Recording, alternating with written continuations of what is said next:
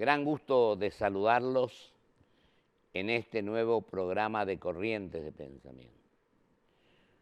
Hoy tenemos el gusto y el honor de un hombre que sabe mucho, una trayectoria estudiando los aspectos económicos y otras cuestiones. Ha estado el doctor Seaba Serrate, que no digo todos los títulos que tiene, porque si no se nos va a ir el programa, no vamos a poder analizar la situación que está viviendo nuestro país en este momento. Así que yo primero quiero agradecerle profundamente al doctor su presencia en nuestro programa, y segundo, ahora le voy a pedir para que todos escuchemos y veamos cómo está observando esta situación de este momento, hoy justamente, no acá solamente, sino también en el mundo, algunas cuestiones especiales. Querido doctor, un gran abrazo, gran saludo, mi agradecimiento por su presencia acá. Muchas gracias, un placer. Así que lo dejo a usted en el uso de la palabra, como dice. Como si fuera un discurso. Exactamente.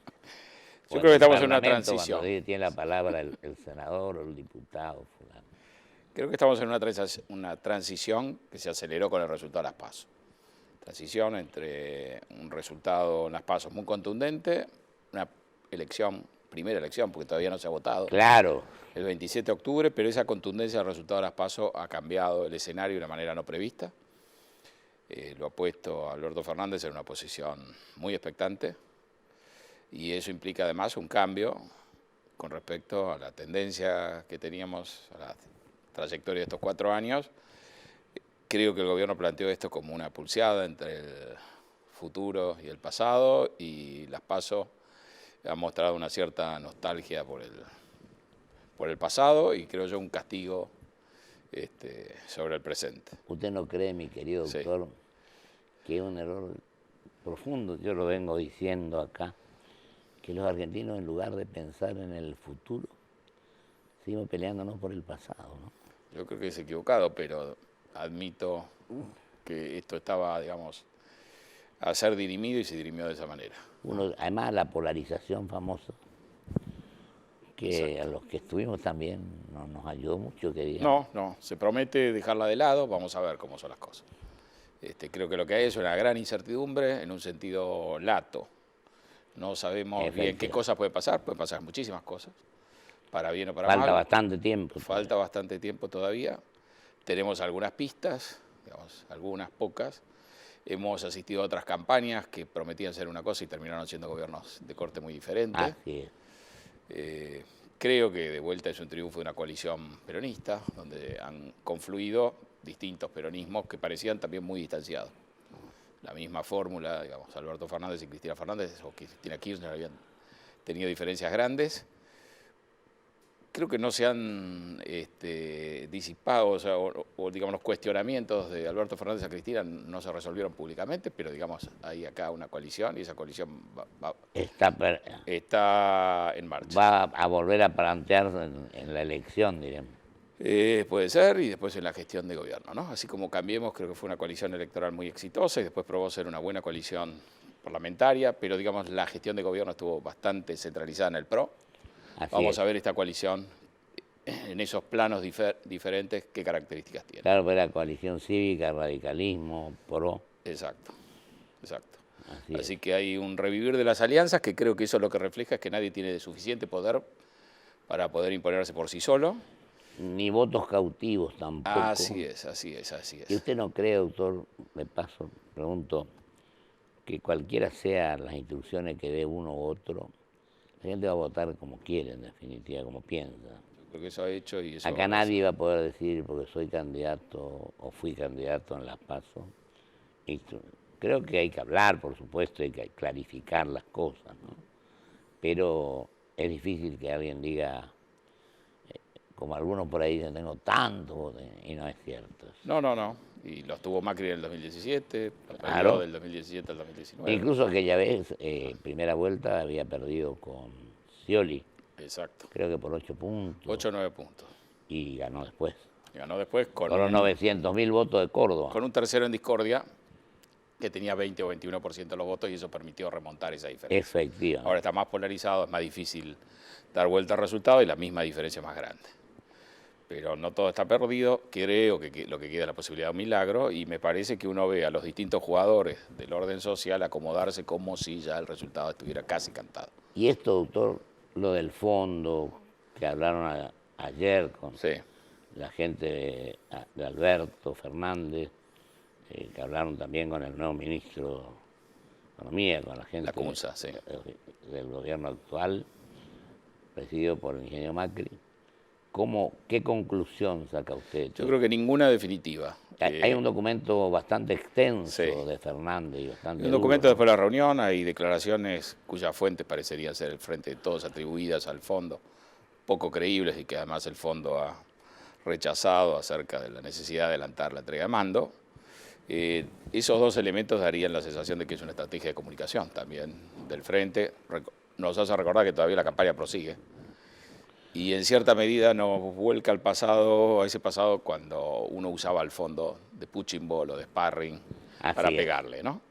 Así que se ha prometido algo diferente, lo que estamos viendo es algo que recuerda más bien a un pasado que uno podía pensar que ya estaba atrás, o por lo menos Cambiemos lo había dejado atrás porque había hecho ya una negociación con el fondo. Me parece que lo que acá empieza es una nueva negociación.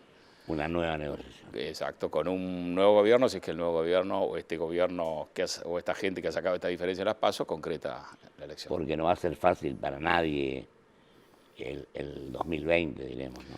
Yo creo que cuando uno mira el país antes de las PASO y después, de domingo a lunes, hay un cambio sustancial.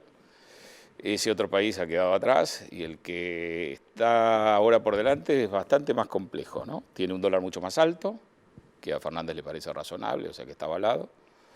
Tiene precios de bonos que transmiten un riesgo de reestructuración grande. El 58, el dólar. Exacto. 58. El riesgo país creció, pero el riesgo país en Estados Unidos también bajaron las bolsas. Sí, pero esto tiene otra dimensión, ¿no? Tenemos un bono de Argentina que rinde 100%. Tenemos 15 millones de dólares de deuda soberana en todo el mundo que rinde por debajo de cero. Ahí yo creo que hay una señal muy potente que la Argentina debería prestarle atención y no lo está haciendo. Muy clara. En un mundo de tasa cero o de tasa por debajo de cero, nosotros tenemos la deuda en peligro. Las desmentidas de un default de Fernández y la gente que está alrededor han sido repetidas una y otra vez, pero no han tenido ningún impacto. Y yo creo que lo más dañino, cuando uno mira ese país distinto, que entró con mucha fuerza, creo que hay que resaltar el hecho que el valor de las compañías es la mitad de lo que era antes de votar. Es cierto. Si uno toma, por ejemplo, las que cotizan en bolsa y si uno mira, conversa con la gente que se dedica a fusiones y adquisiciones, hay una parálisis de los negocios que se estaban llevando. Y por ende eso le está diciendo a uno que si veníamos de un momento difícil, ese momento se ha agravado, porque ya sea el dólar, ya sea las tasas de interés, ya sean los valores de los activos financieros y reales, todo indican una cuesta arriba más profunda. Una suma importante de dólares que se vendieron. Sí. Pero también tenemos en cuenta que cuando se producen estas cosas, el enfrentamiento entre Estados Unidos y China, y los países emergentes sufren las consecuencias, entre los cuales estamos nosotros. Sí, pero lo de Argentina tiene otro orden de magnitud también que es muy propio de nuestro proceso. De nuestro, totalmente. Y tiene la característica de ir a contramano, digamos, de la tendencia principal que uno ve en el mundo, que es un mundo, como le decía antes, donde todas las tasas están cayendo, donde la inflación, si uno se fija un objetivo de 2% al año, ningún banco central, salvo el Banco de Inglaterra, llega al 2%. Así es. Así que el futuro del mundo tiene muchas complicaciones, el nuestro se parece quizá más al pasado, pero tiene abierto, digamos, un crédito y esperemos que lo que se promete de ser mejores, de ser distintos y mejores, ¿no? Que los argentinos tomáramos conciencia cómo son las cosas y digamos los enfrentamientos, las diferencias, que las van a ver, por supuesto, la unidad dentro de la diversidad, pero que pensemos en el futuro a mediano plazo, con un proyecto de país que permita que nuestra gente tenga otra alternativa. Y el pluralismo creo que es, en definitiva, es útil en tanto y en cuanto lo practiquemos civilizadamente, respetuosamente y respetando al resto, a los seres humanos en definitiva, ¿no? Sí. Porque a veces los enfrentamientos acá por una partecita más, una partecita menos, y bueno, ahí está la diferencia entre el político simple, que lo único que quiere es ganar una elección, y el otro, que el hombre de Estado que piensa en el mediano o largo plazo, y que cuando toma una decisión sabe las consecuencias que va a producir.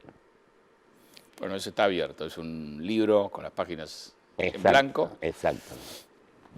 De una coalición o de un grupo de políticos que obviamente tiene un pasado bastante extenso. Nos quedan varios minutos de que yo lo dejo que usted, con toda tranquilidad, como ve, nos faltan, ¿cuánto? 2 meses, creo, para... Bueno, uno yo creo que puede imaginar un periodo con ciertas características hasta la elección, o hasta que se defina, digamos, quién es el presidente. Eso podría ser en octubre, podría ser en noviembre. Ahora, el otro día una gran manifestación acá, ¿no? Claro, eso es muy importante con respecto a lo que usted dijo atrás.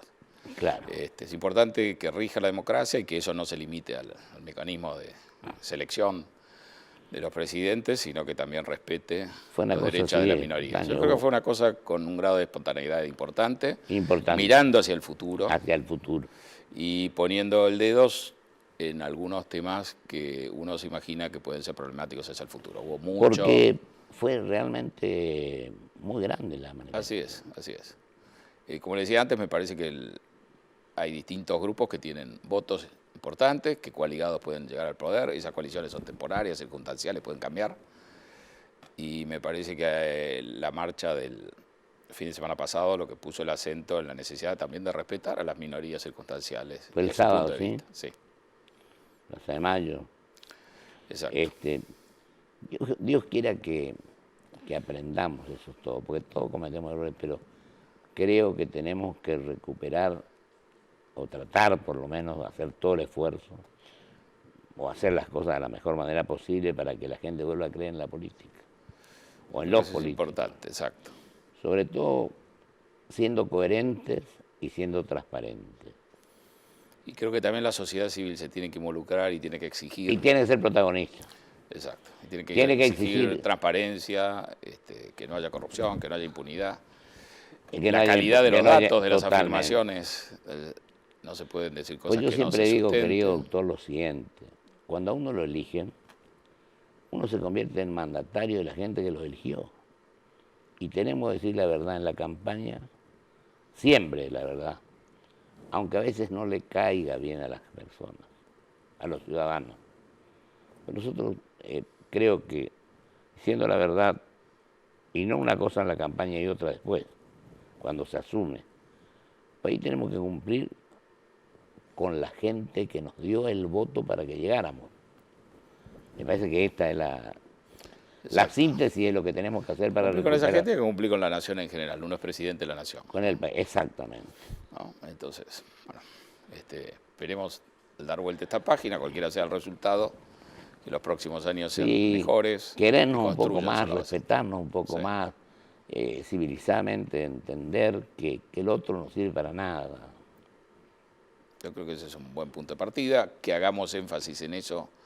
Creo que también está diciendo, bueno, tenemos dudas y nos gustaría ver que esto salga así. No tenemos de ninguna manera la certeza de que esto va a ser así.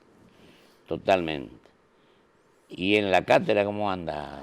No, todo lo demás muy bien. Los alumnos. Yo doy varias cátedras en temas distintos. Sí, tiene varias, por eso no quise decir todas, pero usted las puede decir.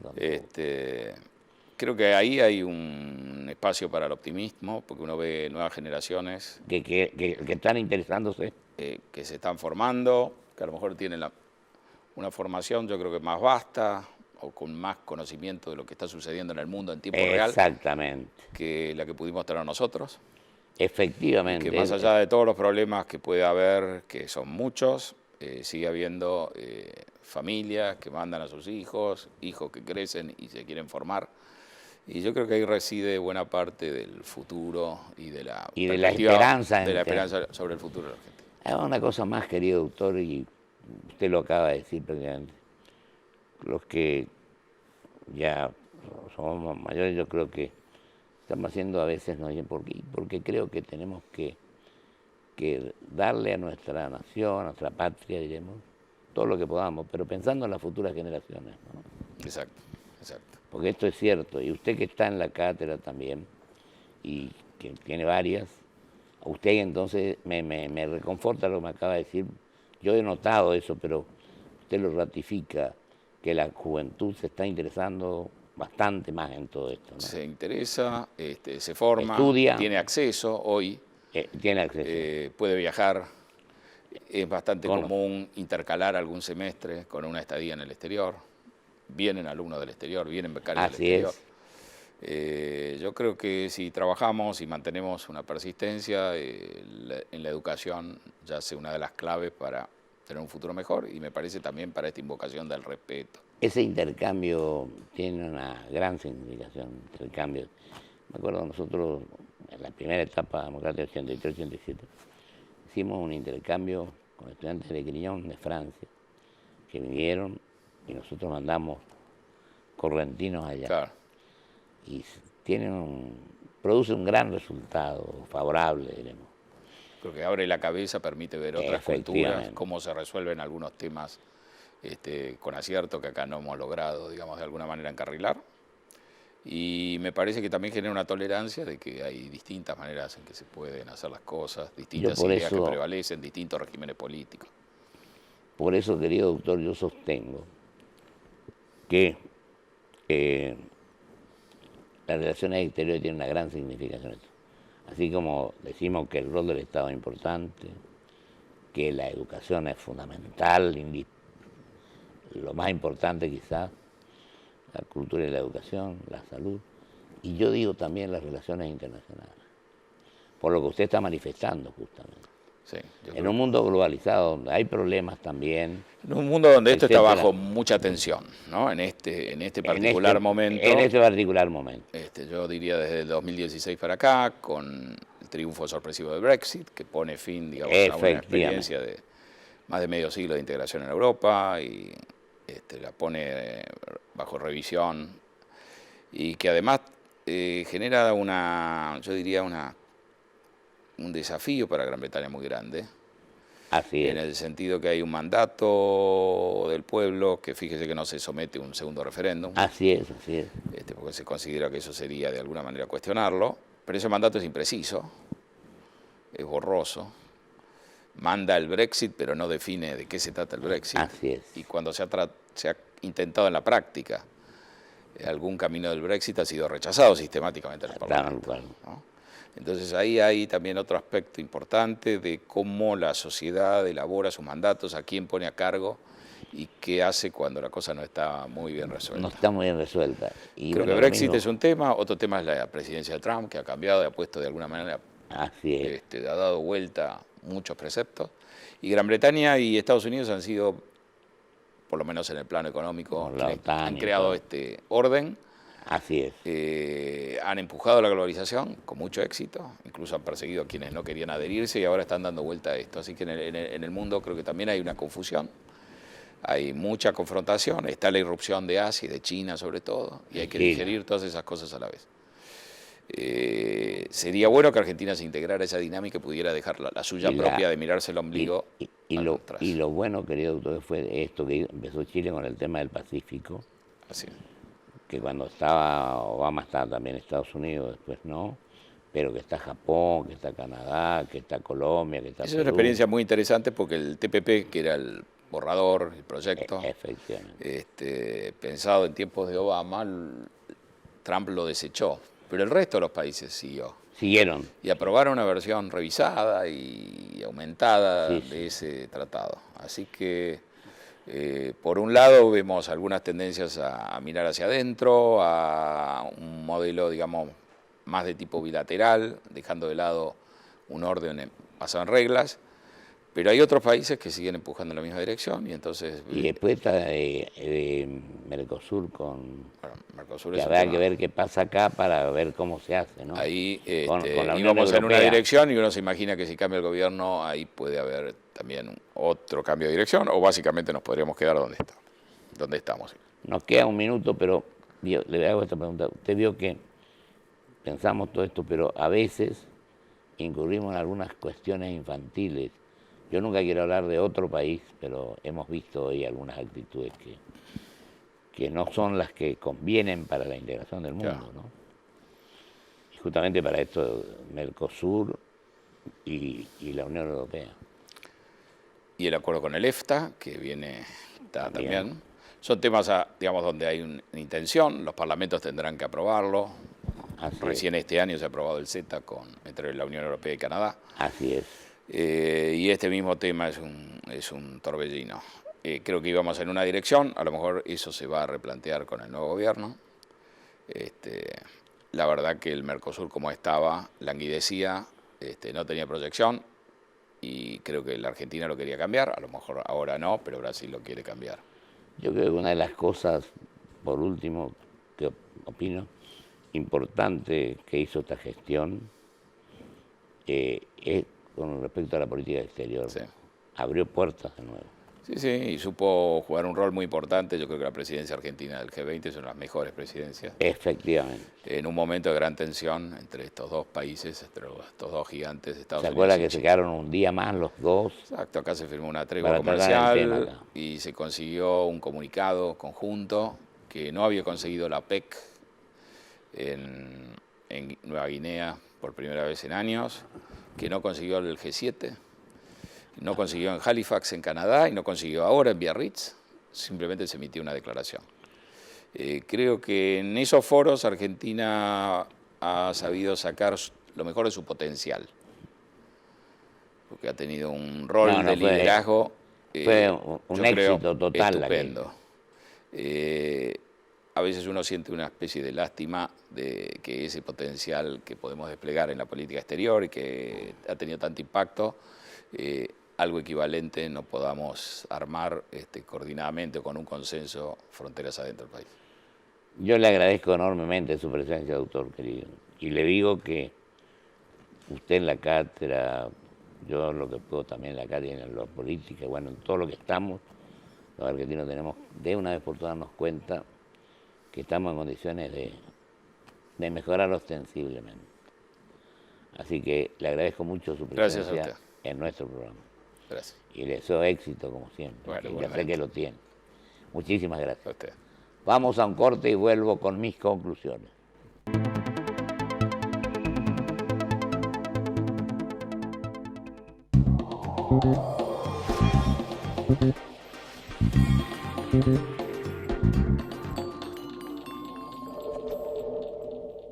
Cuando emprendas tu viaje, pide que sea un camino largo, lleno de aventuras y experiencias. En Personal, Fiber Telecablevisión, creemos que el camino es mejor cuando nos animamos a disfrutarlo. Personal Fiber Telecablevisión. Con vos, a donde quieras llegar.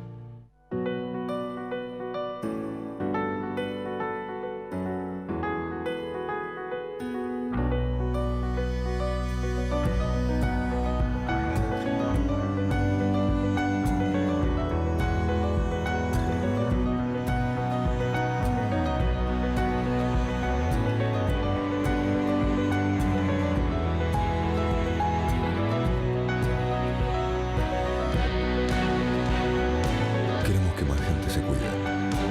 Más de 500 charlas de prevención en todo el país durante el último año. Súmate vos también.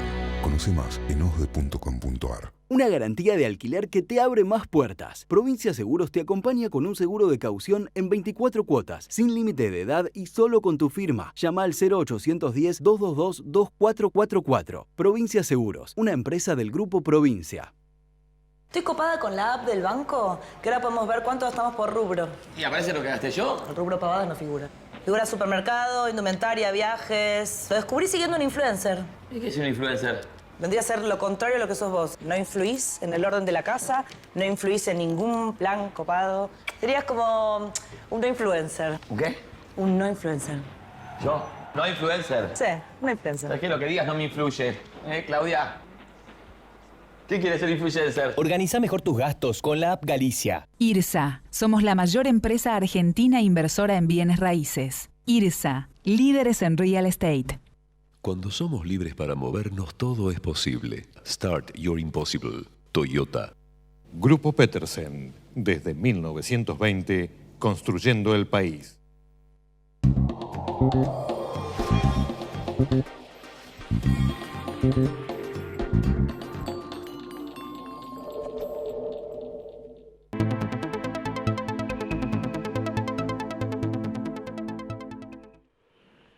Le agradezco profundamente al doctor José Abad Serrate, profesor en varias universidades. Yo no quise decir tanto acá por el tiempo, pero tengo que agradecerle profundamente su conocimiento, su preocupación por las cosas del país.